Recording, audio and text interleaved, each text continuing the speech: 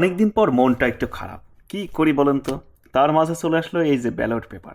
এখন এই ব্যালট পেপারটা নিয়ে আমি মহা চিন্তায় পড়ে গেলাম। যেহেতু আধুনিক যুগ চলে এসেছে, ওই দিক থেকে চলে গেলাম চ্যাট জিপিটি।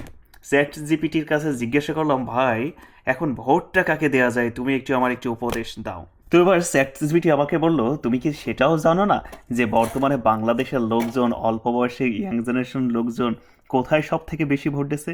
আমি হতভম্ব হয়ে বললাম, আমি কিভাবে জানবো যে কোথায় লোকজন ভোট দিচ্ছে?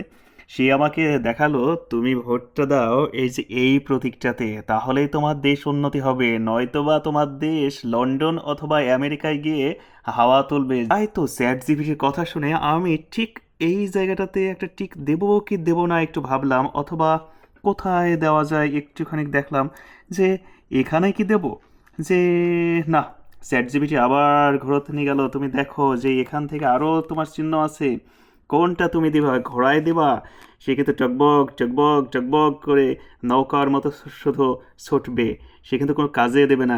এর জন্য তোমার দরকার ইনসাফ, আর ইনসাফের জন্যই কিন্তু তোমার এই যে এই প্রতীকটা সব থেকে বেশি গুরুত্বপূর্ণ।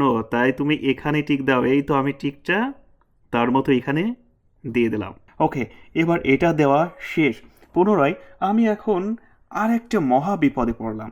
সেটা হলো ঠিক এই যে এই পেপারসটা গণভোটের পোস্টালে আবার পুনরায় জিজ্ঞাসা করলাম, ভাই চ্যাট জিপিটি এবার কাকে দেয়া যায়, এখানে হাতে দেব না নাতে টিক দেব? সে আবার পুনরায় বলল, তুমি কি মিয়া সেটাও জানো না? এটা তো একদম সিম্পল, দিয়ে দিল তুমি হাতে টিক দাও।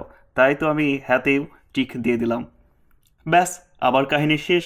এখন দেখি ভোটের জোয়ারে কে যায় এগিয়ে। ইনশাল্লাহ দাঁড়িপাল্লায় থাকবে এগিয়ে।